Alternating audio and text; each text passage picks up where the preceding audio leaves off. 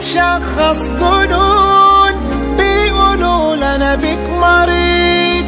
اتاري كل بحب فيك بدمنك وبقيت مزاج،